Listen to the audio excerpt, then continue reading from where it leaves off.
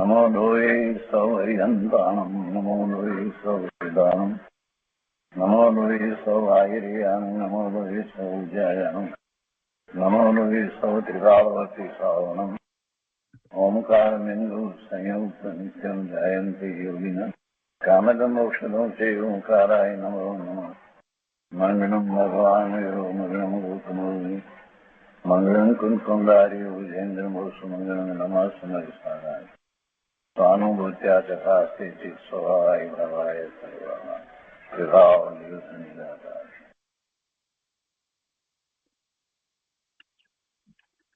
સ્વામી કાર્તિકેય અનુપ્રેક્ષા શુભચંદ્રાચાર્ય ભગવાનની ટીકા અને પંડિત જયચંદજી છાબડાના ભાવાર્થ ટીકા સહિત આપણે સ્વામી કાર્તિકેય અનુપ્રેક્ષાનો સ્વાધ્યાય કરી રહ્યા છીએ અને પૂજ્ય ગુરુદેવ કાંજી સ્વામી એમાંથી આપણને પરમાર્થભૂત વાત અને ઘણું અધ્યાત્મ સમજાવી રહ્યા છે. સ્વામી કાર્તિકેય અનુપ્રેક્ષામાં અત્યારે 12મી ભાવના, છેલ્લી ભાવના ધર્મ અનુપ્રેક્ષા નો સ્વાધ્યાય આપણે કરી રહ્યા છીએ. એમાં ગાથા 311 અને 312 જે બે ગાથાઓ એક સાથે છે એનો સ્વાધ્યાય ચાલે છે. આચાર્ય ભગવાનની આ ગાથાઓનો પંડિત જયચંદજી છાબડાએ ભાવાર્થમાં ઘણો વિસ્તાર કર્યો છે અને એમાં નયની વાત કરી, અનેકાંતની વાત કરી, શાદવાદની વાત કરી, અનેક ધર્મની વાત કરી અને સપ્તભંગીની વાત મુખ્યપણે કરી કે સપ્તભંગી દ્વારા અનેકાંતનું સાચું સ્વરૂપ આપણને ખ્યાલમાં આવે છે અને વચનમાં જે કંઈ કહેવાયું છે, વાણીમાં જે કહેવાયું છે એને અનેકાંત દ્વારા સમજવાનું છે. એટલે એની ઉપર સપ્તભંગી લાગુ કરી અને દરેક વાતને સમજવાની છે અને એનો ઘણો વિસ્તાર આપણે સમજ્યા. એટલું જ નહીં પણ સાથે સાથે જે અનેક ધર્મ એનો વિસ્તાર પણ પૂજ્ય ગુરુદેવે કર્યો એ પણ આપણે સમજ્યા છીએ. અને એ પછીથી 9 તત્વની વાત લીધી. તો 9 તત્વને પણ સપ્તભંગી દ્વારા કેવી રીતે સમજાય અને એમાંથી આપણને જે પ્રયોજનભૂત વાત પ્રાપ્ત થાય એ પણ પૂજ્ય ગુરુદેવે બહુ સ્પષ્ટતાથી સમજાવ્યું.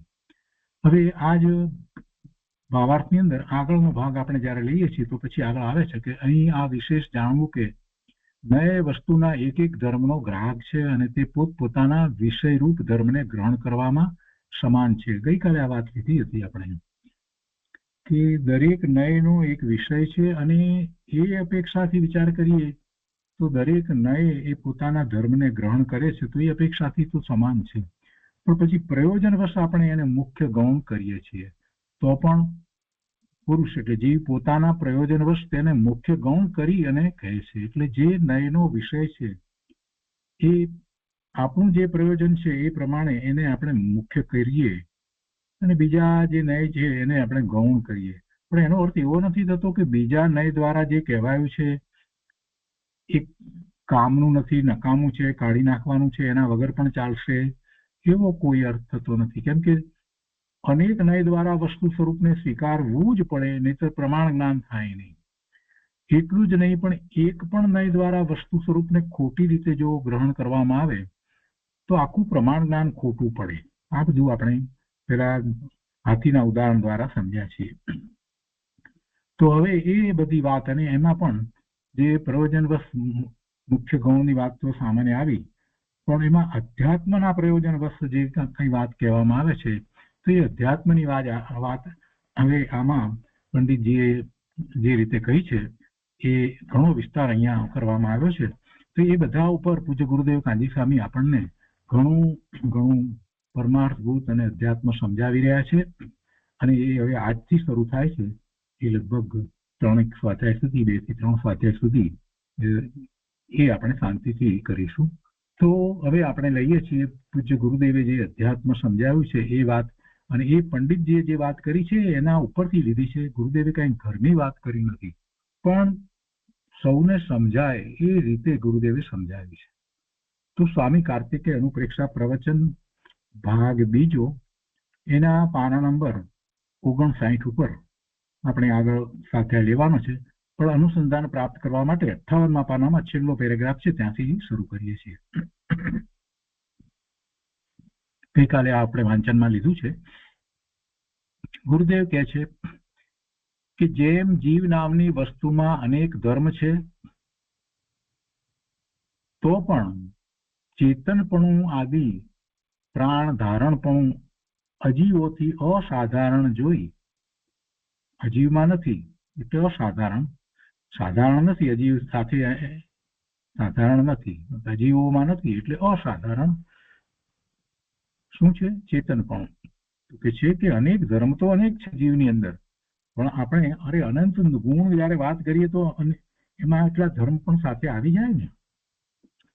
તો કે છે કે જીવ નામની વસ્તુમાં અનેક ધર્મ છે, તો પણ ચેતનપણું આદિ પ્રાણ ધારણપણું અજીવોથી અસાધારણ જોઈ, એ અજીવોથી જીવને જુદો બતાવવા માટે પ્રયોજનવશ મુખ્ય કરી.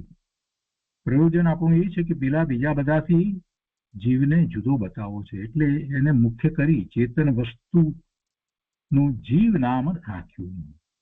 જેમાં ચેતના છે એને જીવ કહેવામાં આવે.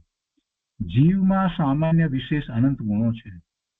અસ્તિત્વ, વસ્તુત્વ, પ્રમેત્વ વગેરે સામાન્ય ગુણ તો છ દ્રવ્યની અંદર છે. વળી કહે છે અહીંયા જીવની અપેક્ષાથી વિચાર કરીએ તો દરેક જીવની અંદર બીજા દર્શન, જ્ઞાન, ચારિત્ર, પ્રભુત્વ આદિ અનંત ધર્મો છે. એ તો બધાની અંદર છે જીવોમાં પણ. તો પણ એમાંથી ચેતનત્વ ધર્મને એકને મુખ્ય કરી અજીવથી જુદો ઓળખાવવા માટે પ્રાણ ધારણ કરે છે તે જીવ છે, એમ ચેતનત્વ ધર્મને એટલે ચેતના ધર્મને મુખ્ય કરી અને જીવ કયો. અને ચેતનત્વ સિવાય બીજા ગુણોને ગૌણ કરીને, બીજા ગુણો તો છે ને જીવમાં, જ્ઞાન, દર્શન, ચારિત્ર, એ બધા ગુણ, સત્તા, નિર્મળતા, ભવ્યતા, પ્રભુતા, આ બધા ગુણ પણ છે ને. પણ એ બધા ગુણ જે છે એને આ ચેતનત્વ સિવાય બીજા એ બધા ગુણોને ગૌણ રાખ્યા. ચેતનત્વ સિવાય બીજા ગુણોને ગૌણ કરી અને અજીવમાં જે ગુણ નથી એને એવા ચેતનત્વ ગુણને મુખ્ય કરી અને જીવ કહ્યું. ગુરુદેવ કહે છે કે આ તો દ્રષ્ટાંત છે, આ તો દ્રષ્ટાંત છે, મુખ્ય ગૌણ કરવા માટેનું એ દ્રષ્ટાંત છે. પ્રયોજનવશ આપણે એ કર્યું. તો કે એ જ પ્રમાણે સર્વ ધર્મોને પ્રયોજનવશ મુખ્ય ગૌણ કરવાની વિધિ જાણવી. જે પ્રયોજન હોય એ વખતે એ ગુણને મુખ્ય કરી અને કહેવામાં આવે. હવે મુખ્ય કરીને કહેવામાં આવે કે પ્રધાન રાખીને કહેવામાં આવે તો એથી કરીને બીજા જે છે એનું કઈ મહત્વ ઘટી જાય છે એવી વાત હોતી નથી, પણ કોઈ પ્રયોજન છે આપણું, એટલા માટે એને આપણે મુખ્ય કરીને કહીએ છીએ. અધ્યાત્મની અંદર જે મુખ્ય છે એને નિશ્ચય કહેવામાં આવે છે. અધ્યાત્મની અંદર જેને આપણે મુખ્ય કરીએ એને નિશ્ચય કહેવામાં આવે છે. નિશ્ચયને મુખ્ય કહેવામાં નથી આવતું. અભેદ વસ્તુ જે છે, અભેદ જે છે એને આપણે મુખ્ય કરીએ છીએ તો એને નિશ્ચય કહેવામાં આવે છે. અહીંયા હવે અધ્યાત્મની અપેક્ષાથી આખી વાત લેવાની છે. આપણે 7 મુખ્ય નય જે છે એને તો સારી રીતે સમજ્યા છીએ, દ્રવ્યાર્થિક, પર્યાર્થિક નયને. અને હવે આ વાતને મનમાં રાખી અને આગળ વધીએ. ગુરુદેવ કહે છે કે સિદ્ધ પરમાત્મા આનંદ મૂર્તિ છે, એમ કહેવામાં પ્રયોજન એ છે કે જગતના પ્રાણીઓ દુઃખી થઈ રહ્યા છે અને સિદ્ધ પરમાત્મા આનંદ મૂર્તિ છે. એમ કહેવામાં પ્રયોજન એ છે કે જગતના પ્રાણીઓ દુઃખી થઈ રહ્યા છે, તો તેને સુખી થવું છે. જેને સુખી થવું છે તેને સમજાવવા માટે સુખ અને આનંદ ગુણની પ્રધાનતાથી સિદ્ધ ભગવાનનું વર્ણન કર્યું છે કે સિદ્ધ ભગવાનમાં આ ગુણ છે, પણ સિદ્ધ ભગવાનમાં તો અનંત ગુણ છે. પણ આપણે માત્ર શું લીધું? સુખ, આનંદ, એની જ વાત લીધી. સિદ્ધ પરમાત્મા આનંદ મૂર્તિ છે. તો એ પ્રયોજન છે આપણું કે જગતના પ્રાણીઓ દુઃખી થઈ રહ્યા છે, તો એમને એ સમજાવવું છે કે ભાઈ તું તારા સિદ્ધત્વને પ્રગટ કર તો તું પણ સુખી થઈ શકે. એટલે એ સુખ અને આનંદ ગુણની પ્રધાનતાથી સિદ્ધ ભગવાનનું વર્ણન કર્યું છે. સિદ્ધ ભગવાનમાં અનંત ગુણો હોવા છતાં આનંદ સંસારની પર્યાયમાં કે જળમાં નથી. એવો આનંદ સંસાર પર્યાયમાં જીવને હોતો નથી અને જળમાં પણ નથી હોતો. જળને તો એવો કોઈ પ્રશ્ન જ નથી. એટલે તેનાથી જુદો બતાવવા ખાતર સિદ્ધ ભગવાનને આનંદ હોય છે, તો તેની મુખ્યતાથી સિદ્ધ ભગવાન આનંદ મૂર્તિ છે એમ કહ્યું છે. આ પ્રમાણે મુખ્યતા ગૌણતા કરવી. લૌકિકમાં પણ મુખ્યતા ગૌણતા કરે છે ને. ગુરુદેવ એક ઉદાહરણ આપીને વાત સમજાવી છે કે નાના ભાઈના લગ્ન હોય ત્યારે તેનામાં બીજા ગુણો ન હોય છતાં 3 દિવસ માટે મોટો ઠરાવી વરરાજા કહે, વરરાજા, અને બીજા બાબત ગૌણ કરી નાખે છે. આ તો દ્રષ્ટાંત છે. હવે સિદ્ધાંતની વાત કરીએ આપણે. તો સિદ્ધાંત પ્રમાણે અધ્યાત્મમાં વાત કરે છે. તો મૂળ વાત કરવા માટે દ્રષ્ટાંત આપી અને આ ભૂમિકા બાંધી કે મુખ્ય ગૌણ કરવામાં આવે અને એમ અધ્યાત્મની અંદર કેવી રીતે છે એની વાત ગુરુદેવ કહે છે. હવે મહાસિદ્ધાંત કહે છે, અધ્યાત્મ શાસ્ત્રનો મર્મ કહે છે. બહુ શાંતિથી આ વાતને પકડવાની છે. ગુરુદેવ એકની એક વાતને વારંવાર કહી છે છતાં પણ એને બરાબર સારી રીતે આત્મસાત કરવા માટે કહી છે. ઘણું સમજાવ્યું છે. અધ્યાત્મ શાસ્ત્રનો મર્મ કહો કે મહાસિદ્ધાંત કહો, જેમાં મુખ્ય અને ગૌણ કરવાની જે પદ્ધતિ છે એ કઈ રીતે છે એની વાત ગુરુદેવે હવે આગળ કરે છે. અહીં એ જ આશયથી અધ્યાત્મ કથનીમાં મુખ્યને તો નિશ્ચય કયો છે. મુખ્યને તો નિશ્ચય કયો છે, જેને આપણે મુખ્ય કરીએ છીએ એ નિશ્ચય. અધ્યાત્મમાં મુખ્યને નિશ્ચય કયો છે. અધ્યાત્મમાં પ્રયોજન શું છે? પૂર્ણ શુદ્ધ સ્વરૂપની પ્રાપ્તિનું પ્રયોજન છે. તેમાં મુખ્ય શું હોય? ત્રિકાળી ધ્રુવ વસ્તુ હોય એ જ મુખ્ય હોય, જે અભેદ છે, અખંડ છે. તો એને નિશ્ચય કયો છે.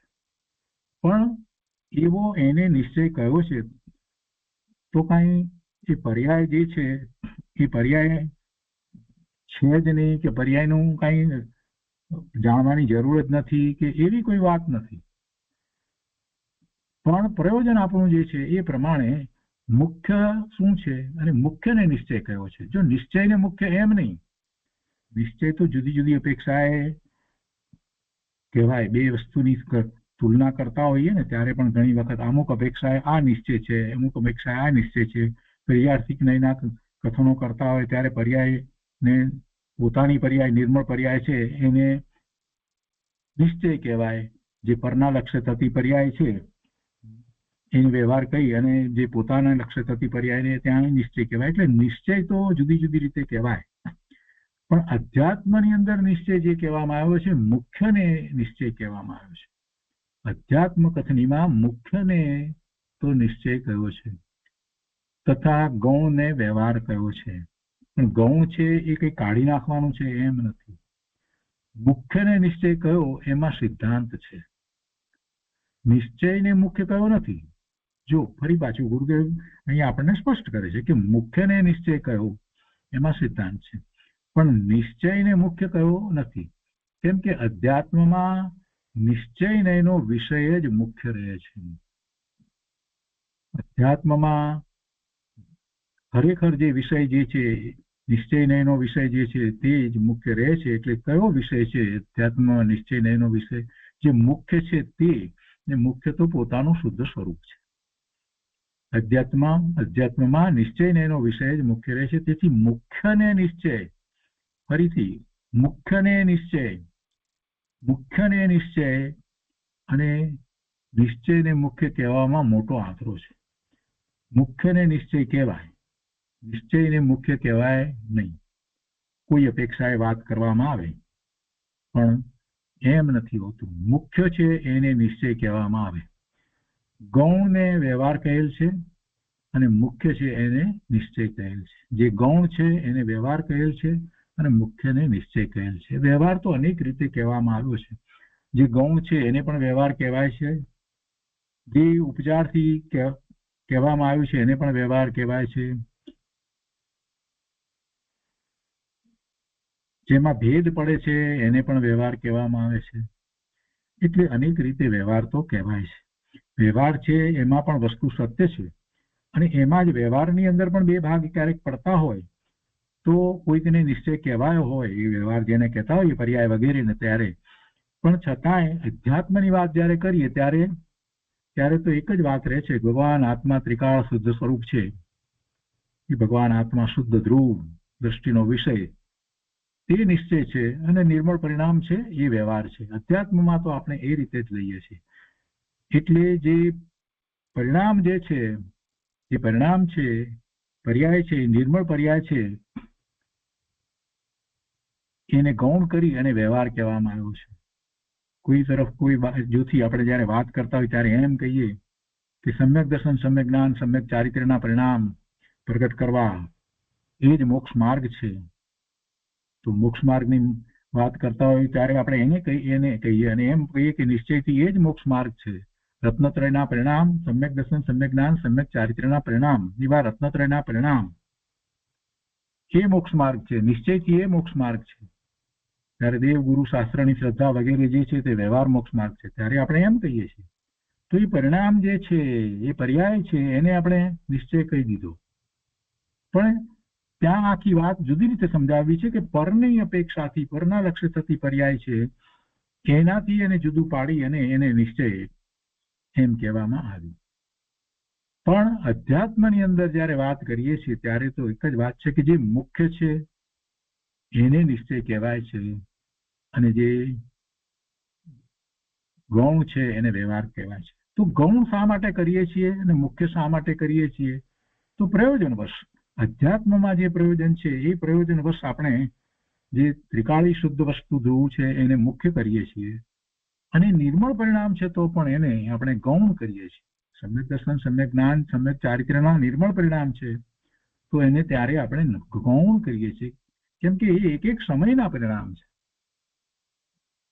તો એને પછી વ્યવહાર કહેવામાં આવે છે. એટલે અધ્યાત્મમાં જે વ્યવહાર કહેવામાં આવ્યો છે એ વ્યવહારનું પણ ઘણું મહત્વ છે. એને ગૌણ કરીને વ્યવહાર કહેવામાં આવ્યો છે. એને કંઈ કાઢી નાખવાનો છે એમ વાત નથી. તો અહીંયા વાત ચાલી રહી છે કે મુખ્ય ને નિશ્ચય કહેવાય છે અને ગૌણને વ્યવહાર કહેલ છે. અધ્યાત્મની વાત ચાલે છે. હવે આખી વાત અધ્યાત્મની છે. આગમની વાત આપણે સમજ્યા છીએ. હવે અધ્યાત્મની વાત આવશે 3 દિવસ સુધી. બહુ શાંતિથી બધું સમજવાનું છે. ગુરુદેવ કહે છે કે અધ્યાત્મમાં વ્યવહાર કદી મુખ્ય થાય નહીં. અધ્યાત્મમાં વ્યવહાર કદી મુખ્ય થાય નહીં. એક આત્મામાં નિશ્ચય અને વ્યવહાર બંને સાથે છે. બંને સાથે છે, નિશ્ચય અને વ્યવહાર. એમાં આત્મા અખંડ ધ્રુવ એક રૂપ છે, તેની મુખ્યતા તે જ નિશ્ચય છે. પ્રયોજન એ છે ને અધ્યાત્મની અંદર તો સ્વરૂપની પ્રાપ્તિ કરવી છે. તો એમાં આત્મા અખંડ ધ્રુવ એક રૂપ છે, તેની મુખ્યતા છે, એટલે તે જ નિશ્ચય છે. અધ્યાત્મમાં એ જ નિશ્ચય છે. કેમ કે દ્રવ્ય સ્વભાવના આશ્રયે ધર્મ પ્રગટે છે, ધર્મ ટકે છે અને ધર્મ વધે છે. અહીંયા ધર્મ એટલે સમ્યક દર્શન, સમ્યક જ્ઞાન, સમ્યક ચારિત્ર રૂપ રત્નત્રયના પરિણામ જેમાં પ્રગટ થાય છે, જે મુક્તિનું કારણ છે, એ ધર્મની વાત છે. અહીંયા પેલા ગુણ ધર્મની વાત નથી. ધર્મ શબ્દનો અર્થ અહીંયા એ રીતે લેવાનો છે કે દ્રવ્ય સ્વભાવના આશ્રય ધર્મ પ્રગટે છે, દ્રવ્ય સ્વભાવના આશ્રય ધર્મ ટકે છે, દ્રવ્ય સ્વભાવના આશ્રય ધર્મ વધે છે. અને એ પ્રયોજન દ્રવ્યથી સદાય છે. દ્રવ્યની દ્રષ્ટિ કરીને એ પ્રયોજન સાધવામાં આવે છે. માટે અધ્યાત્મમાં મુખ્યને નિશ્ચય કયો છે. જે ધ્રુવ એક રૂપ વસ્તુ છે, અખંડ અભેદ, એને મુખ્ય કરી અને એને નિશ્ચય કયો છે. વ્યવહારથી કે નિમિત્તથી ધર્મનો પર્યાય પ્રગટ થતો નથી. વ્યવહારથી કે નિમિત્તથી ધર્મનો પર્યાય ટકતો નથી અને વ્યવહારથી કે નિમિત્તથી ધર્મનો પર્યાય વધતો પણ નથી. તેથી અધ્યાત્મમાં વ્યવહારની મુખ્યતા કદી થતી નથી. અધ્યાત્મમાં આત્માના આશ્રય સાધકપણું છે. ત્રિકાળી વસ્તુ ધ્રુવ આત્મા પોતાનો, એના આશ્રય સાધકપણું છે. વ્યવહારથી સાધકપણું નથી. તેથી એમાં કદી વ્યવહારનું મુખ્યપણું થતું નથી, પણ ગૌણપણું જ રહે છે. નિશ્ચયનું ગૌણપણું કદી થતું નથી. કેમ કે પ્રયોજન તો અખંડ દ્રવ્યના આશ્રયે શુદ્ધ પર્યાય પ્રગટ કરવી તે છે. તેથી મુખ્ય તે નિશ્ચય છે અને ગૌણ તે વ્યવહાર છે. માટે નિશ્ચયને ભૂતાર્થ કહેલ છે અને વ્યવહારને ગૌણ કરી અને અભૂતાર્થ કહેલ છે. સમયસારની 11મી ગાથાની અંદર ભૂતાર્થ કોને કહ્યો છે? જે છે. શું છે? તો પોતાનું ધ્રુવ સ્વરૂપ જે છે અનાદિથી જે છે અને એ દ્રષ્ટિનો વિષય છે અને એના આશ્રયે નિર્મળ પર્યાય પ્રગટ થાય છે. એટલે એને એ મુખ્ય છે, એને નિશ્ચય કયો છે, એને જ ભૂતાર્થ કયો છે. અને નિર્મળ પરિણામ થાય છે તો પણ એના આશ્રયે નિર્મળ પરિણામ નથી થતા. નિર્મળ પરિણામના આશ્રયે નિર્મળ પરિણામ નથી થતા. પર્યાયનો આશ્રય થઈ શકતો નથી. પર્યાયના આશ્રયે નવી પર્યાય થતી નથી. એટલે એને વ્યવહાર કયો છે અને ગૌણ કરી અને અભૂતાર્થ કહેલ છે, જે નવું નવું થાય છે. તો એ સમયસારની 11મી ગાથાની જે વાત છે એ પણ સાથે ગુરુદેવે લીધી. હવે એના પછીના દિવસના પ્રવચનની અંદર આખું પ્રવચન અધ્યાત્મની વાત છે. એને એટલા માટે એનું શીર્ષક પણ આપ્યું છે કે અધ્યાત્મનું રહસ્ય. સાધક જીવને કઈ રીતે સાધે છે? સાધક, આ સાધક, હું, તમે બધા આપણે સાધક. શેની સાધના કરી રહ્યા છીએ? પોતાના સ્વરૂપની પ્રાપ્તિની સાધના ચાલી રહી છે, તો સાધક. તો એવા સાધક જીવને, સાધક છે તે જીવ વસ્તુને કઈ રીતે સાધે છે? આપણે સાધક છીએ અને આપણે જીવ વસ્તુ, પોતાનું સત્વ, તત્વ, સત્વ, એને આપણે કઈ રીતે સાધીએ છીએ? કઈ રીતે સાધીએ છીએ? અધ્યાત્મ દ્વારા વસ્તુને સાધવાની છે. પોતાની વસ્તુ, જીવ વસ્તુ, પોતાનું સ્વરૂપ એને સાધવાનું છે અધ્યાત્મ દ્વારા. એટલે એમાં અધ્યાત્મમાં કેવી રીતે સાધના થાય છે? એટલે અહીંયા એમ કહ્યું કે અધ્યાત્મનું રહસ્ય. અને એમાં એમ કહ્યું કે સાધક જીવ વસ્તુને કઈ રીતે સાધે છે? આપણે કોઈ બીજી વસ્તુને સાધતા નથી.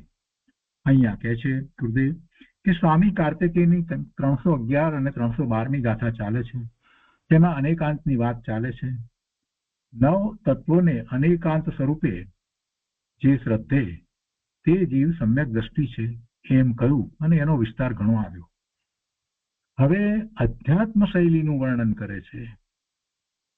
પંડિત જયચંદજી ખૂબ વિદ્વાન છે અને એમણે હવે આમાંથી જે વાત કાઢી છે તે અધ્યાત્મ શૈલીની વાત લીધી છે. તો કે છે કે હવે અધ્યાત્મ શૈલીનું વર્ણન કરે છે અને તેમાં મુખ્ય ગૌણની વાત અલૌકિક રીતે સમજાવે છે. અજીવથી જુદો ઓળખાવવા માટે ચૈતન્ય પ્રાણને મુખ્ય કરી અને આત્માને જીવ કહ્યો છે. જીવમાં તો અનંત ધર્મ છે, પણ તેને અજીવથી ભિન્ન ઓળખાવવા માટે જીવત્વ ધર્મ કહો કે જીવત્વ શક્તિ કહો, એને એ ધર્મને, એ ગુણને મુખ્ય કરી અને ઓળખાવ્યો કે એ દ્વારા બીજા અજીવોથી એ જુદો પડે છે. આગળ કહે છે કે અધ્યાત્મ પ્રકરણમાં મુખ્યને નિશ્ચય કહેવામાં આવે છે અને ગૌણને વ્યવહાર કહેવામાં આવે છે. જુઓ, અહીં નિશ્ચય તે મુખ્ય એમ ન કહ્યું, પણ મુખ્ય તે નિશ્ચય એમ કહ્યું. કેમ કે અધ્યાત્મ દ્રષ્ટિમાં તો સદાય અભેદની જ મુખ્યતા રહે છે અને તે જ નિશ્ચય છે. મુખ્ય શું છે? અધ્યાત્મમાં મુખ્ય શું છે?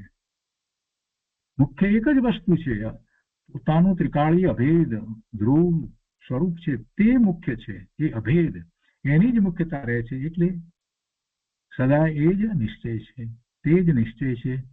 અભેદ તે મુખ્ય છે અને એના આશ્રય જ એને નિર્મળ પરિણામ થાય છે. વસ્તુ અભેદ છે, ત્રિકાળ અભેદ છે, ત્રણેય કાળે વસ્તુ તો અભેદ જ રહી છે. તો અભેદ તે મુખ્ય છે અને તે જ નિશ્ચયનો વિષય છે. ભેદ છે, ભેદ નથી એમ નથી. તેના ભેદ છે ત્રિકાળી વસ્તુની અંદર ગુણ અને ગુણી એવો ભેદ છે, ગુણો છે જુદા જુદા છે એવો પણ ભેદ છે, પર્યાયોનો આખો પ્રભાવ અંદર રહેલો છે. આ બધું ભેદ છે, ભેદ નથી એમ નથી, પણ એ ભેદ સમજવા માટે છે એમ કરી અને આપણે એને ગૌણ કરી દઈએ છીએ.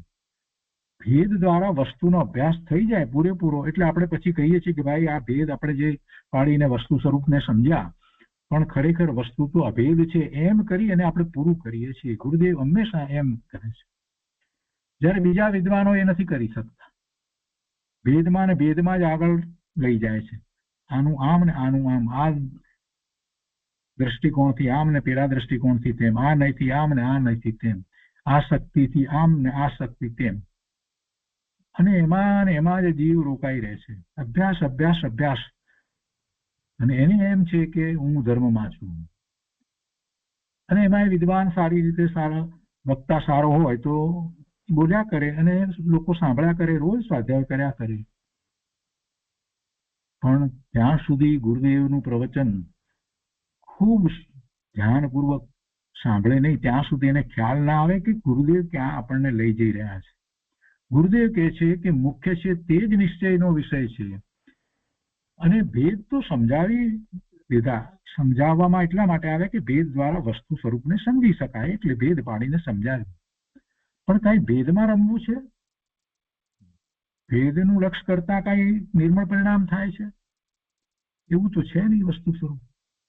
એટલે ભેદને તો ગૌણ કરવાના છે. એટલે વાસ્તવમાં એ ભેદ જે છે પાડ્યા, ભેદ પાડ્યા એ તો વ્યવહાર છે. અને એટલે કે છે કે ભેદ છે તે અધ્યાત્મમાં સદાય ગૌણ છે. તેથી ભેદ છે તે અધ્યાત્મમાં સદાય ગૌણ છે. તેથી ભેદને ગૌણ કરી ને તેને વ્યવહાર કહ્યો છે. અને નિશ્ચય આશ્રિત ધર્મની જે વાત કરી છે તો એમાં જે અભેદ છે અધ્યાત્મના નિશ્ચય આશ્રિત ધર્મ કહેવામાં આવ્યો છે. નિશ્ચય કયા નિશ્ચય આશ્રિત ધર્મ? બહાર બીજી બધી વસ્તુના નિશ્ચય આશ્રિત ધર્મની વાત નથી, પણ અધ્યાત્મમાં જે નિશ્ચય કહ્યું છે એને આશ્રિત ધર્મ. તો અધ્યાત્મમાં નિશ્ચય શું છે? અભેદ છે તે નિશ્ચય છે. અને જે ભેદ છે એ બધો જે છે તે વ્યવહાર છે. જો વ્યવહાર તે પરને લીધે છે એમ નથી, અહીંયા એ વાત નથી ચાલતી. વ્યવહાર કઈ પરને લીધે છે એમ નથી. આત્મામાં અનંત ગુણ છે એમ જે કહ્યું એ વ્યવહાર થયો. ભેદ પાડ્યા એટલે વ્યવહાર થયો. એમાં કઈ પરને લીધે તો છે નહીં. આત્માના અનંત ગુણ એ પરને લીધે છે? ના, કોઈને લીધે નથી. અને એ પણ ત્રિકાળ છે. ગુણો છે એ શું ત્રિકાળ નથી? એ પણ ત્રિકાળ છે, વસ્તુનું સ્વરૂપ છે, પરને લીધે પણ નથી. તો પણ એમાં ભેદ છે, અને ભેદનું લક્ષ કરી અને નિર્મળ પર્યાય પ્રગટ થતી નથી. ભેદનું લક્ષ કરવામાં જીવને વિકલ્પ થાય છે. ભેદના લક્ષ્ય વિકલ્પ થાય છે, નિર્વિકલ્પ ધ્યાન થતું નથી. હું અનંત ગુણનો પિંડ ભગવાન આત્મા અને અનંત ગુણમાંથી બે ચાર ગુણનો વિચાર કરવા માંડે તો વિકલ્પમાં જાય. અભેદ વસ્તુ અભેદ છે. ગુરુદેવ ગમે તેટલું ભેદ પાડીને સમજાવે ત્યાર પછીથી છેલ્લે સમાલોચના કરી જ લે છે હંમેશા કે વસ્તુ તો અભેદ છે, અખંડ છે, એ એની સત્તાની બહાર જતી જ નથી. ગમે તેટલી જ્ઞાનની વાત કરી, જ્ઞેયની વાત કરે, બધું સમજાવે, અથવા તો 47 નયની વાત સમજાવતા હોય તો બધું ખૂબ વિસ્તારપૂર્વક સમજાવે, તે છતાં પણ છેવટે વાત તો એ જ કરે છે. એટલે વસ્તુ જે છે એમાં જે અભેદ છે પોતાનું સ્વરૂપ, પહેલા તો અન્યથી તો જુદું પાડી દીધું, પરથી તો બધાથી જુદું પાડ્યા પછીથી પોતાનું સ્વરૂપ જેમાં વસ્તુ એક ધ્રુવ છે અને બીજી પર્યાય છે, એમ બે છે. એક ધ્રુવ છે જે બદલતું નથી અને બીજું બદલે છે તે પર્યાય છે. બે છે, બે મળી અને એ પ્રમાણનું દ્રવ્ય થાય છે. એ રીતે એ પ્રમાણનું દ્રવ્ય કહેવાય કે જેમાં દ્રવ્ય અને પર્યાય બંને રહ્યા છે એવું પ્રમાણનું દ્રવ્ય જે છે એમ વસ્તુ છે. પરંતુ પ્રયોજનવશ જ્યારે વાત કરતા હોઈએ છીએ ત્યારે જ એનું લક્ષ કરવાનું છે તે અભેદ ધ્રુવ વસ્તુ જે બદલાતી નથી એનું લક્ષ કરવાનું છે. એટલે એને નિશ્ચય કહેવામાં આવ્યો છે. અહીંયા જે વ્યવહાર કહેવામાં આવ્યો તો એ વ્યવહાર માં એમ નથી કે એ કઈ પરને લીધે છે, એટલે કે એ ગુણ છે કઈ પરને લીધે છે, કે પર્યાય છે એ પરને લીધે છે, એમ નથી. ગુરુદેવ કહે છે કે જુઓ, વ્યવહાર તે પરને લીધે છે એમ નથી, પણ તે ગૌણ છે માટે તેને વ્યવહાર કહ્યો. અને ગૌણ શા માટે થઈ જાય છે? કેમ કે જે અભેદ વસ્તુ જે છે એ અભેદના આશ્રય જે પોતાના નિર્મળ પરિણામ પ્રગટ થાય છે, એટલે જે ભેદવાળી વસ્તુ છે એને ગૌણ કરીએ છીએ. છે પણ એને ગૌણ કરીએ છીએ, એટલે ગૌણ છે માટે તેને વ્યવહાર કહ્યો છે. એમ નથી કે પરને લીધે છે એટલે વ્યવહાર, એ બી અહીંયા વાત નથી, એ જુદી વાત છે.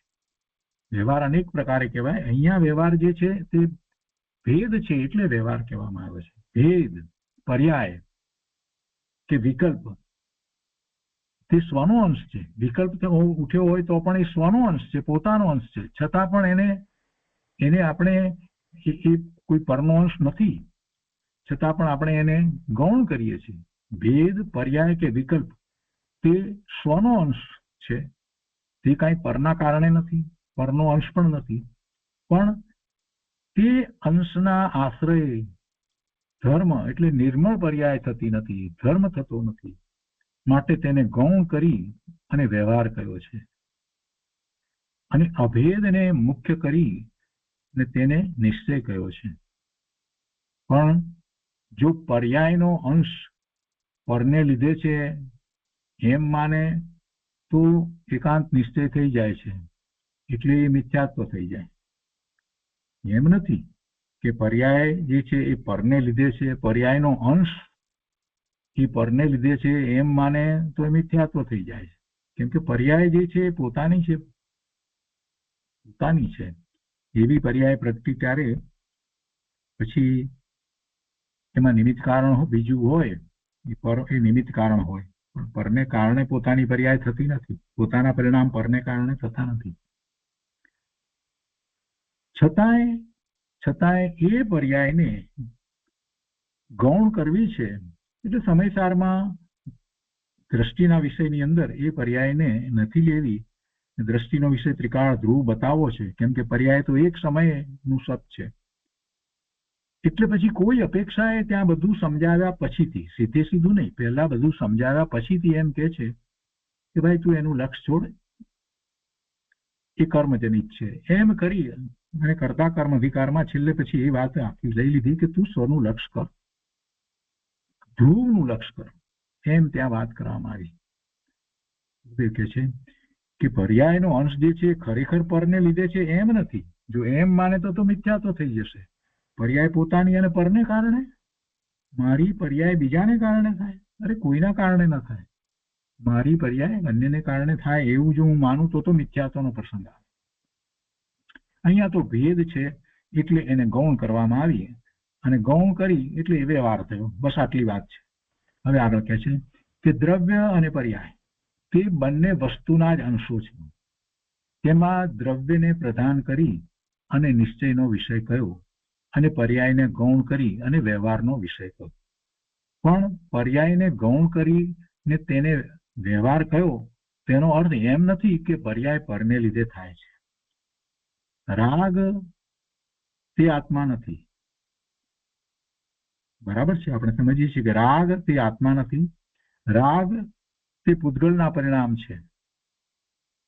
રાગ પૂતગલના પરિણામ છે ના, રાગની પર્યાય થઈ એ તો જીવની પર્યાય છે, છતાં પણ એને એમ કહેવામાં આવ્યું છે તો એ અધ્યાત્મ દ્રષ્ટિથી કહ્યું છે. રાગ તે આત્મા નથી, રાગની પર્યાય જે થઈ જીવને જ થાય ને, રાગ કોને થાય? આ કોમ્પ્યુટરને કઈ રાગ નથી થતો, કે આ ડેસ્કને રાગ નથી થતો. રાગ કોના પરિણામ? જીવના પરિણામ. તો એ છતાં પણ એને એમ કહ્યું કે રાગ પરિણામ અપેક્ષા એ જીવના છે, છતાં પણ રાગ તે આત્મા નથી, રાગ તે પૂતગલના પરિણામ છે, એમ અધ્યાત્મ દ્રષ્ટિથી કહ્યું. અધ્યાત્મ દ્રષ્ટિથી કહ્યું તો ત્યાં એવું કહેવાનો આશય એ પર્યાયને ગૌણ કરી અને અભેદને પ્રધાન બતાવવાનો હતો, કે અભેદ જે છે એ મુખ્ય છે, એ બતાવવું છે. પણ પરને લીધે પર્યાય થાય છે એમ કહેવાનો આશય ત્યાં છે નહીં. એવો આશય ન હતો ત્યાં. સમયસારની અંદર જે કહેવામાં આવ્યું હોય એ અપેક્ષાથી કહેવામાં આવ્યું છે. ખરેખર કઈ એ પરને કારણે છે એમ કહેવાનો ત્યાં આશય નથી. જીવનું પ્રયોજન સિદ્ધ કરવા માટે અભેદ દ્રવ્યને પ્રદાન કરીને તેને નિશ્ચય કયો છે, અને સામાન્ય દ્રવ્ય અભેદ રૂપ છે તે નિશ્ચયનો આશ્રય છે. તે પર્યાય અને પર્યાય ભેદ રૂપ છે, અને પર્યાય છે તે ભેદ રૂપ છે, તેથી તે વ્યવહારનો આશ્રય છે. તે દ્રવ્ય અને પર્યાય બંને નિશ્ચયથી તો પોતાના જ છે. દ્રવ્ય પણ પોતાનું, પર્યાય પણ પોતાની. નિશ્ચયથી તો પર્યાય નિશ્ચયથી પોતાની છે. જો અહીંયા નિશ્ચયથી તો એમ જ છે, પણ અધ્યાત્મમાં એ પર્યાયને ભેદરૂપ છે માટે ગૌણ કરી અને વ્યવહાર કહી દીધો. નિશ્ચયથી ખરેખર તો શું છે? દ્રવ્ય અને પર્યાય બંને પોતાના જ છે. એક સમયનું સત છે, એનું અસ્તિત્વ છે. નિશ્ચયથી તો દ્રવ્ય પણ પોતાનું, નિશ્ચયથી તો પર્યાય પણ પોતાની. એટલે એમ નિશ્ચયથી વાત નથી કરવી. અધ્યાત્મની અંદર એમ કહેવું છે, પ્રયોજનવશ અધ્યાત્મની અંદર દ્રવ્ય એટલે જે બે અંશ જે કરવામાં આવ્યા, જે દ્રવ્ય સામાન્ય અને વિશેષ એટલે પર્યાય, એમ બે ભાગ જે પાડવામાં આવ્યા, તો જે દ્રવ્ય સામાન્ય ત્રિકાળ ધ્રુવ વસ્તુ જે છે એને મુખ્ય કરી અને એને નિશ્ચય કર્યો, અને પર્યાય જે એક સમયનું સત છે, સમય સમય જે બદલાય છે, ભલે એ નિર્મળ પર્યાય હોય તો પણ, તો એને ગૌણ કરી અને વ્યવહાર કહેવામાં આવ્યો છે. જો એ જ રીતે બીજી વાત આગળ ગુરુદેવ લે છે કે ક્ષયોક્ષમ વગેરે ભાવો કે રાગ આદિ ભાવો તે પણ નિશ્ચયથી જીવની જ પર્યાય છે. ક્ષયોક્ષમ ભાવ થયા ક્યાં? ક્ષયોક્ષમ ભાવ જો મતિ જ્ઞાન શ્રુત જ્ઞાન એ પણ ક્ષયોક્ષમ છે ને, એ પણ ક્ષયોક્ષમ ભાવ છે. તો એ ક્ષયોક્ષમ વગેરે ભાવો અથવા તો ઉપસમ ભાવ, ક્ષયોક્ષમ ભાવ, આ બધા જે ભાવ જે છે સમય સમય બદલાય છે. તો કે છે કે વગેરે ભાવો કે રાગ આદિ ભાવો, જે ઔદયિક ભાવો છે, રાગ આદિ ભાવો છે, તે પણ નિશ્ચયથી જીવની જ પર્યાય છે તો જીવની જ પર્યાય. પણ અહીં અધ્યાત્મમાં અભેદ બતાવવાનું પ્રયોજન હોવાથી ભેદને ગૌણ કહેવામાં આવે છે. અને પછી ત્યાં પ્રયોજન આ છે કે વસ્તુને ભેદરૂપ તો સર્વલોક જાણે છે, અને જે જાણે છે તે જ પ્રસિદ્ધ છે. તેનાથી તો લોક પર્યાય બુદ્ધિ છે. શાસ્ત્રનું વાક્ય લીધું છે, અવતરણ ચિહ્નની અંદર મૂકી અને કહે છે કે ત્યાં પ્રયોજન આ છે કે વસ્તુને ભેદરૂપ તો સર્વલોક જાણે છે, બધા ભેદરૂપ તો બધા જાણે છે, અને જે જાણે છે એ જ પ્રસિદ્ધ છે. બધાને એ જ પ્રસિદ્ધ છે. ભેદરૂપ જ વસ્તુ પ્રસિદ્ધ છે. ત્યાં ને ત્યાં બધી જગ્યાએ એ ભેદને જ જુએ છે. ભેદરૂપ વસ્તુ, પર્યાયરૂપ વસ્તુ જે છે એને જ જુએ છે. મૂળ દ્રવ્યને તો કોઈ જોતું નથી. લોકમાં એવી જ પર્યાય બુદ્ધિ વ્યાપી રહી છે. લોકમાં વ્યાપી રહી છે એટલે કે લોકમાં રહેલા જીવોને આવી પર્યાય બુદ્ધિ છે. આપણે જે જોઈએ છીએ શું જોઈએ છીએ? પર્યાયને જોઈએ છીએ. તો પર્યાય શું છે? એક સમયનું સત છે, બીજા સમયે પર્યાય તો બદલાઈ જાય છે. ભેદ રૂપ જ આપણે જોઈએ છીએ, અને આ જ પ્રસિદ્ધ છે. લોકોને આ જ પ્રસિદ્ધ છે. લોક પર્યાય બુદ્ધિ છે. પર્યાય લોકમાં બધા જીવો મુખ્યપણે તો બધા પર્યાય દ્રષ્ટિ જ છે. ગુરુદેવ કહે છે કે જો પર્યાય પરથી થાય એ વાત અહીંયા નથી લીધી. પર્યાય પરથી થાય એ વાત નથી. પર્યાય એની છે, પણ છતાંય એની દ્રષ્ટિ કેવી છે? પર્યાયને જુએ છે. પોતાની પર્યાય આ અત્યારે વર્તમાન જે પર્યાય થઈ, વિકલ્પ આવ્યો અને જે પર્યાય થઈ, એ પર્યાય એ કઈ પરથી થઈ નથી. સામે જ્ઞેય એવું છે, પર જ્ઞેયને જોતા એ પર્યાય થઈ છે, એવું તો વસ્તુનું સ્વરૂપ નથી. પોતાની પર્યાય પોતાથી થઈ છે. છતાં પણ જે પર્યાય પરથી થઈ છે એ વાત અહીંયા નથી લીધી. છતાં પણ એ બધા પર્યાય બુદ્ધિ છે. ગુરુદેવ કહે છે કે જો પર્યાય પરથી થાય એ વાત તો અહીં લીધી નથી, પણ ક્ષયોક્ષમ તે હું છું એમ ક્ષણિક પર્યાય જેટલો પોતાને લોકો માને છે, આ ક્ષયોક્ષમ પોતાને જ્ઞાનનો ક્ષયોક્ષમ આ ઉઘાડ, એ પણ શું છે? પર્યાય છે ને. અત્યારે આટલો ક્ષયોક્ષમ છે, ભવિષ્યમાં પછી ક્ષયોક્ષમ એ પ્રમાણે વધતો જશે. દરેક સમય એમાં ફેરફાર થાય છે. એ શું છે? એ પર્યાય છે. તો એમ ક્ષણિક પર્યાય જેટલો પોતાને લોકો માને છે, વર્તમાનમાં પોતાને જેટલો ક્ષયોક્ષમ છે એટલો એ પોતાને માને છે. તો એમ પોતાની પર્યાયની વાત લીધી છે. છતાં પણ પોતાની પર્યાય છે, પરની વાત નથી. તે છતાં પણ મને ગૌણ કરી અને વ્યવહાર કહેવામાં આવે છે અધ્યાત્મની અંદર. પરથી મારી પર્યાય થાય એ તો સ્થૂળ મિથ્યાત્વ છે, એ તો મોટું મિથ્યાત્વ છે, સ્થૂળ મિથ્યાત્વ છે.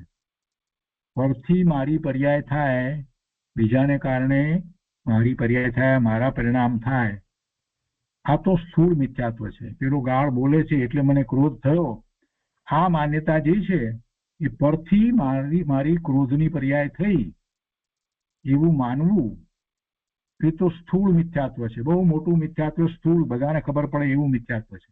પણ હજી તો આમાં લોકોને ભાન પડતું નથી. કર્મના કારણે થાય ને બીજાના કારણે થાય ને દોષનો ટોપલો બીજા ઉપર ઢોળવાનું આ જીવને અનાદિથી એટલું બધું પકડાઈ ગયું છે. ઊંધા એકડા એટલા બધા આ જીવે ઘૂંટ્યા છે કે વાત ન પૂછવું. આને કારણે આમ ને આને કારણે આમ. એ કે છે કે પરથી મારી પર્યાય થાય એ તો સ્થૂળ મિથ્યાત્વ છે. તેની તો અહીં વાત જ લીધી નથી. એ તો વાત જ સ્થૂળ વાત છે મિથ્યાત્વની, એને તો બાજુ પર મૂકો. અહીં તો અધ્યાત્મની સૂક્ષ્મ વાત લેવી છે. તેથી કહ્યું કે લોકો ક્ષણિક પર્યાયને જ પોતાનું સ્વરૂપ માની રહ્યા છે. વર્તમાનમાં મને જે ક્ષયોક્ષમ છે, મારે જ્ઞાનનો જે ક્ષયોક્ષમ છે, જે કંઈ છે એને હું મારું સ્વરૂપ માની રહ્યો છું. તો એ પર્યાય બુદ્ધિ છે. મારી દ્રષ્ટિ તો ક્યાં છે? મને જે છે તે તો વર્તમાન પર્યાયને જ હું જોઉં છું. આપણે બધા વર્તમાન પર્યાયમાં જ જીવી રહ્યા છીએ અને એને જ પોતાનું સ્વરૂપ માની રહ્યા છીએ. ત્રિકાળી ધ્રુવ વસ્તુનો કેટલો વખત એનું સ્મરણમાં લઈએ છીએ, કેટલો વખત એને યાદ કરીએ છીએ. પોતાની ત્રિકાળી ધ્રુવ વસ્તુ પર્યાય વિનાની ધ્રુવ ધ્રુવ ધ્રુવ એક સરખી જે રહી છે એનો વિચાર ક્યારે આવે છે? દિવસમાં કેટલી વાર આવે છે? કેટલી ક્ષણ માટે આવે છે? જ્યારે વિચાર જ આવતો નથી તો એનો આશ્રય તો ક્યાં આપણે લઈએ જ છીએ. આપણે પર્યાય બુદ્ધિ છીએ. આપણે જે જોઈ રહ્યા છીએ, જે કંઈ કરી રહ્યા છે એ વર્તમાન પર્યાય. વર્તમાનમાં જીવીએ છીએ તો પણ વર્તમાન પર્યાય. ભૂતકાળની વાતને યાદ કરીએ છીએ, જે કંઈ કરીએ છીએ એ બધું શું છે? એ બધું પર્યાય છે.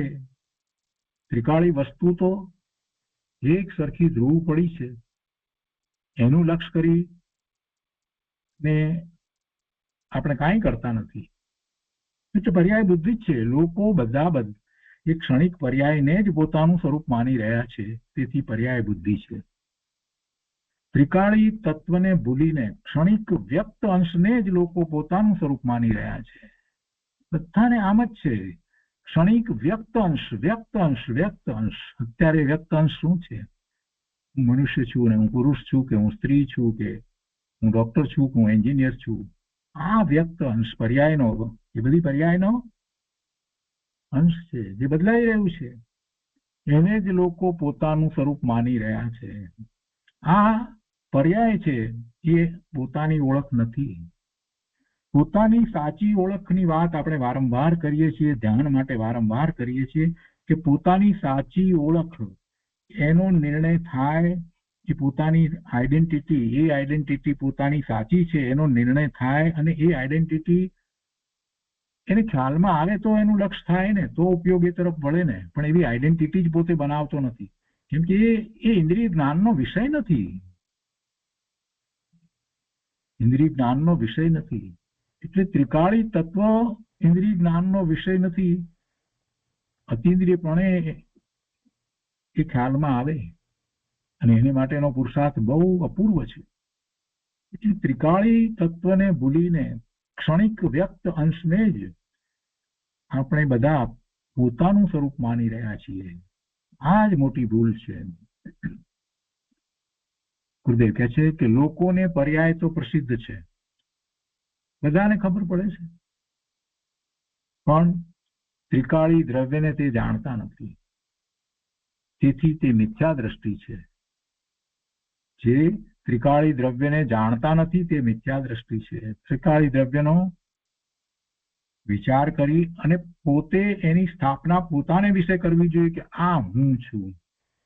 ખાતા પીતા ઉઠતા બેસતા વારંવાર એ પ્રયત્ન કરવામાં આવે અને પછી જયારે એમ થઈ જાય કે હું એટલે પોતાનું સિદ્ધ સમાન શુદ્ધ સ્વરૂપ પોતે નાયક આમ જયારે થઈ જાય છે, બીજી બધી ઓળખ જે છે એ ગૌણ થઈ જાય છે, ત્યારે ઉપયોગ એ તરફ વળે છે. પણ એ તો બહુ દૂરની વાત રહી. હજી તો પોતે આ વર્તમાન પર્યાયમાંથી જ બહાર નીકળતો નથી અને આ પર્યાયમાં ને પર્યાયમાં રહી અને અનેક પ્રકારે ધર્મની કલ્પના કરે છે, શુભ ભાવમાં પ્રવર્તે છે, પૂજા ભક્તિ વિનય આ બધાની અંદર, અને માને છે કે અમે ધર્મ કરીએ છીએ.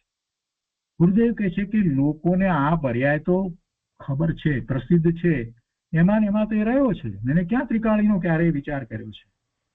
પણ ત્રિકાળી દ્રવ્યને લોકો જાણતા નથી. ત્રિકાળી દ્રવ્ય જેને જે જાણે છે એને દ્રવ્ય દ્રષ્ટિ કહેવાય છે, અને દ્રવ્ય દ્રષ્ટિ તે સમ્યક દ્રષ્ટિ.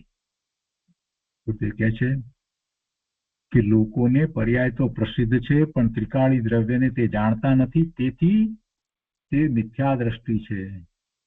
માટે અહીં સામાન્ય દ્રવ્યને પ્રદાન કરી ને મુખ્ય કરીને તેને નિશ્ચય કહે છે. અધ્યાત્મમાં અહીં એટલે અધ્યાત્મમાં સામાન્ય દ્રવ્યને પ્રદાન કરી અને તેને નિશ્ચય કહે છે, અને પર્યાયને ગૌણ કરી અને વ્યવહાર કહે છે. જે જીવ એમ માને કે પરથી મારી પર્યાય થાય છે, તેને તો પર્યાયના અંશને પણ ન સ્વીકાર્યો, કે પર્યાય પોતાની છે એ પણ એને તો માની નહીં, એને તો મોટું મિથ્યાત્વ છે.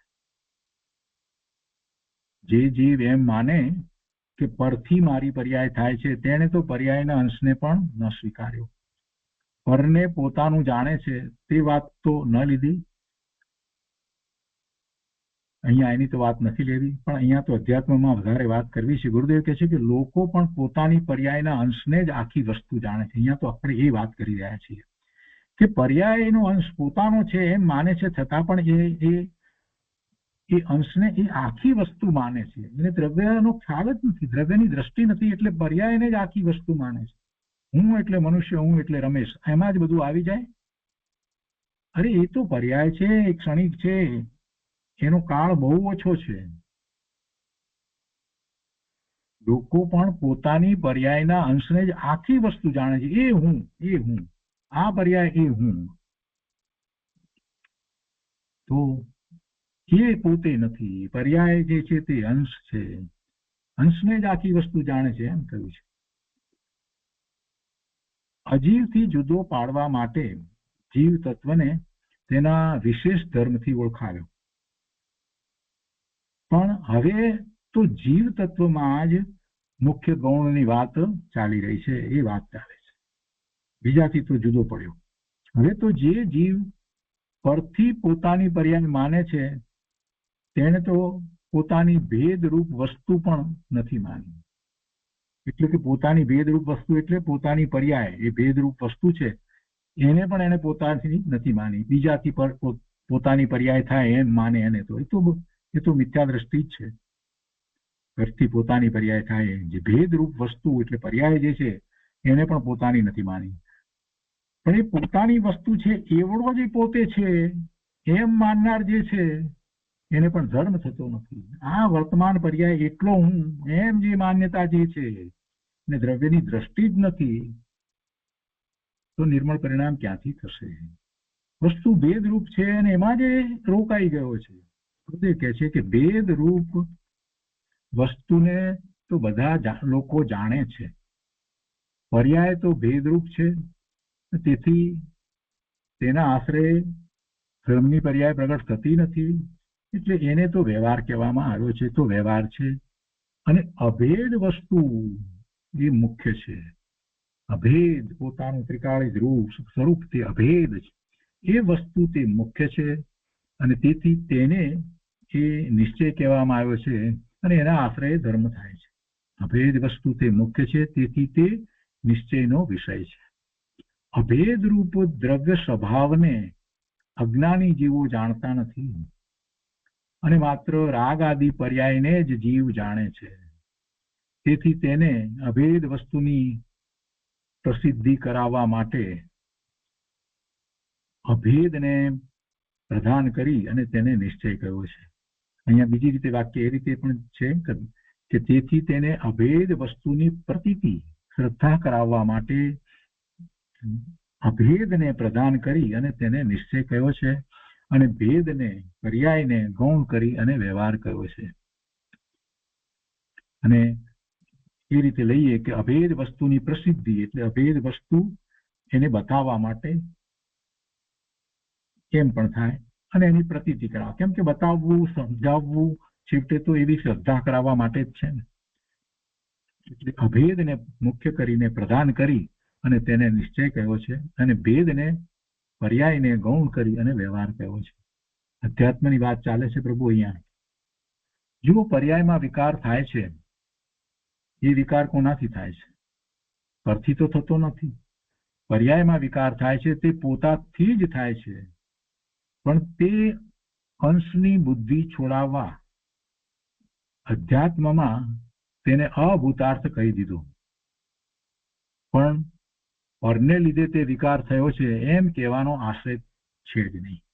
એક તો પહેલા નક્કી કરી દીધું છે કે ખરેખર એ વિકાર થાય છે એમાં એનો પોતાનો દોષ છે, પરને કારણે વિકાર થતો નથી. અને પર એટલે કોણ? પર એટલે બીજા જીવો. પર એટલે કર્મ. કર્મનો ઉદય એ પણ પર છે ને, જળ છે ને. તો જળ કર્મના કારણે પણ પોતાને વિકાર થતો નથી કે બીજા જીવોના કારણે પણ પોતાને વિકાર થતો નથી. એટલે વિકાર જે છે એ પરને કારણે તો થતો નથી. વિકાર મારી પર્યાયમાં થયો તો એને માટે કોણ છે જવાબદાર? એને જે માટે હું જ જવાબદાર છું. કોઈને કારણે વિકાર થયો નથી, કર્મને કારણે પણ નથી. પરમાં બંને આવી જાય. કર્મ જે છે, કર્મના ઉદયો એ પણ પર છે, અને એ સિવાય બાહ્યમાં જે જીવ છે અથવા તો બીજા અજીવ પદાર્થો જે છે એ બધું પણ પર છે. તો એને લીધે તો વિકાર થયો નથી.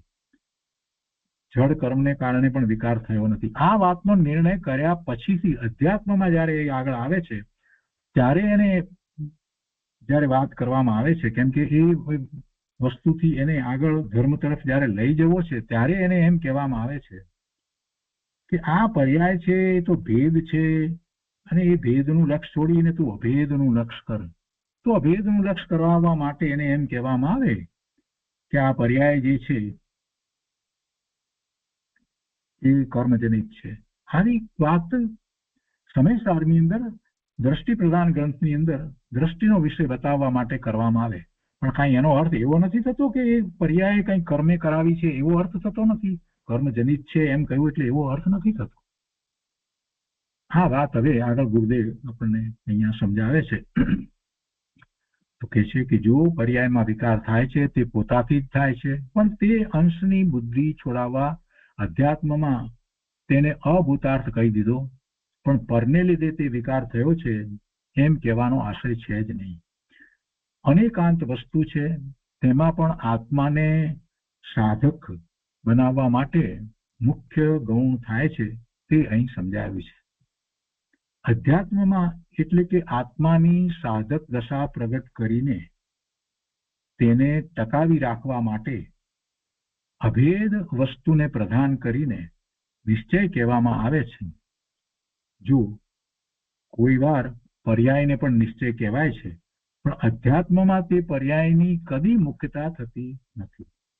અધ્યાત્મમાં અભેદની જ પ્રધાનતા રહે છે, અને પર્યાયના અંશને તો લોકો જાણે છે, પણ તેમાં જીવના પ્રયોજનની સિદ્ધિ થતી નથી. એટલે કે પર્યાયના આશ્રયે નિર્મળ પર્યાય થતી નથી, શાંતિ થતી નથી, કલ્યાણ થતું નથી. અભેદ દ્રવ્યના આશ્રય જ શાંતિ થાય છે. માટે અધ્યાત્મમાં જીવનું પ્રયોજન સિદ્ધ કરવા અભેદને જ પ્રદાન કરીને તેને નિશ્ચય કયો છે અને ભેદને ગૌણ કરી વ્યવહાર કયો છે. લોકો પર્યાયના અંશને જ આખું સ્વરૂપ માની રહ્યા છે, એટલે લોકો પર્યાય બુદ્ધિ છે. જીવને નર નારક આદિ પર્યાય છે, રાગ દ્વેષ ક્રોધ માન માયા લોભ આદિ પર્યાય છે. તથા જ્ઞાનના ભેદરૂપ મતિ જ્ઞાન આદિ પણ પર્યાય છે. આ જ્ઞાનના ભેદ મતિ જ્ઞાન, શ્રુત જ્ઞાન આદિ એ પણ પર્યાય છે. તો એ સર્વ પર્યાયને જ લોક જીવ માને છે. તેથી એ પર્યાયોમાં અભેદરૂપ અનાદિ અનંત એક ભાવરૂપ ચેતના ધર્મને ગ્રહણ કરીને તેને નિશ્ચયનો વિષય કહી જીવ દ્રવ્યનું જ્ઞાન કરાવ્યું અને પર્યાય આશ્રિત ભેદ નયને ગૌણ કર્યો.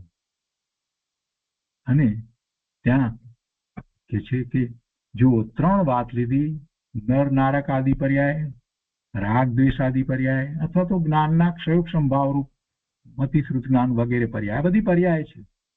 આ બધી પર્યાય છે એ ભેદ છે અને એને ગૌણ કરવામાં આવે તો તેને તો સાધારણ જનતા પણ જાણે છે, લોકો જાણે છે. પણ તે પર્યાયમાં અભેદ ભાવરૂપ જે અનાદિ અનંત એક રૂપ શુદ્ધ ચૈતન્ય વસ્તુ છે તેને લોકો જાણતા નથી. હું મનુષ્ય, હું દેવ, હું રાગી, હું અજ્ઞાની એમ વર્તમાન અંશરૂપ ભાવને તો જીવો જાણે છે, પણ અનાદિ અનંત એક રૂપ શુદ્ધ ચૈતન્ય વસ્તુ છે તે હું છું એમ અભેદ રૂપ વસ્તુને જાણતા નથી. તેથી અભેદ રૂપ વસ્તુને ઓળખાવવા માટે ભેદને ગૌણ કરીને તેને વ્યવહાર કરવો, આ બધો વ્યવહાર કહેવાય. મતિ જ્ઞાન, શ્રુત જ્ઞાન છે, રાગ દ્વેષ થાય છે, નરના નારક આદિ પર્યાય મનુષ્યપણું છે, આ બધો વ્યવહાર કહેવામાં આવે. એને ભેદને ગૌણ કરી તેને વ્યવહાર કરવો. હૃદય કહે છે જુઓ અહીં ભેદને ગૌણ કર્યો છે પણ તેનો અર્થ, તેનો કાંઈ અભાવ નથી. તેનો અર્થ એમ નથી કે એનો અભાવ છે, એમ નથી. ગૌણ કર્યો પણ એનો અભાવ નથી. જેમ આત્મામાં કર્મનો અને પરનો અભાવ છે તેમ કાંઈ ભેદનો અને પર્યાયનો આત્મામાં અભાવ નથી. પણ તે ક્ષણિક અંશ છે તેને જ લોકો જીવ જાણે છે. તેથી ત્રિકાળી અભેદ વસ્તુ ઓળખાવવા અનાદિ અનંત એક રૂપ ચૈતન્ય ધર્મને મુખ્ય કરીને તેને નિશ્ચય કયો છે. અને જો સમયસારમાં તેને જ્ઞાયક ભાવ કહી અને નિશ્ચયનો વિષય ઓળખાયો છે. 6ઠ્ઠી ગાથાની અંદર જે કહેવામાં આવ્યું છે નથી પ્રમત કે નથી અપ્રમત, તો એક શુદ્ધ ભાવ છું, એ જે વાત આ 6ઠ્ઠી ગાથામાં જે કરવામાં આવી છે, તો એ બધો વિસ્તાર આપણે આવતા સ્વાધ્યાયમાં લઈશું. આજનો સ્વાધ્યાય અહીંયા સુધી રાખીએ છીએ. અધ્યાત્મની વાત જ આવશે.